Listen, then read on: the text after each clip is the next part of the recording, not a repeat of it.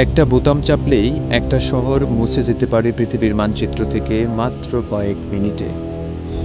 Million মানুষের প্রাণ শেষ হয়ে যেতে পারে নিঃশব্দে।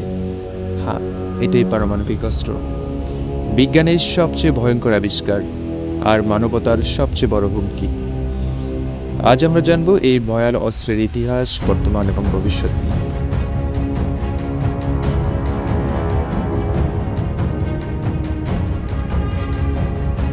পারমাণবিক অস্ত্র তৈরি হয় পরমাণুর ভেতরের শক্তি থেকে, যা ফিশন বা ফিউশনের মাধ্যমে বিস্ফোরণ ঘটায়।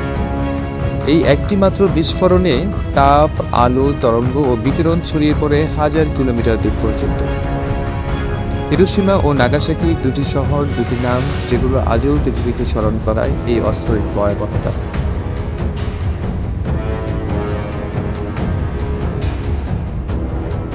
দ্বিতীয় বিশ্বযুদ্ধ 1945 সালের আগস্ট।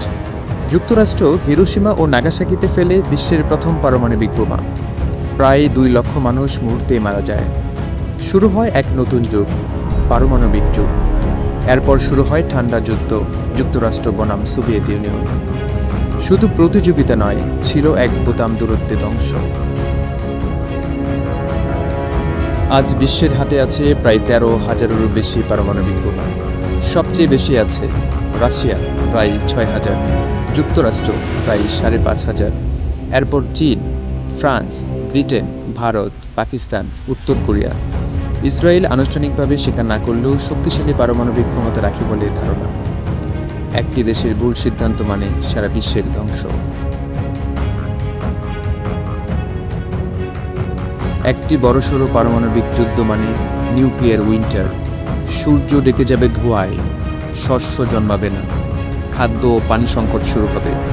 মানুষ শুধু মরবেই না, সভ্যতা ধ্বংস হয়ে যাবে চিরতরে।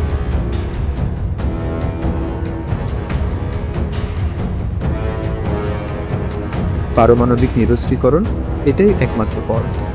জাতিসংঘ নানা চুক্তি, তবুও অস্ত্র তৈরি হচ্ছে রোজ। কেন?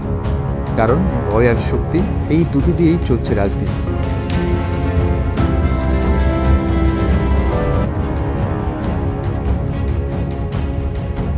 মানবতা আজ এক ভয়ঙ্কর ভারসাম্যের উপর দাঁড়িয়ে।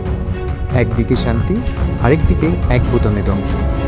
প্রশ্ন হলো, আমরা কি সেই বোতাম চাপার আগেই থামব, নাকি একদিন ইতিহাসের পাতায় লেখা থাকবে এটাই ছিল মানব জাতির শেষ ভুল?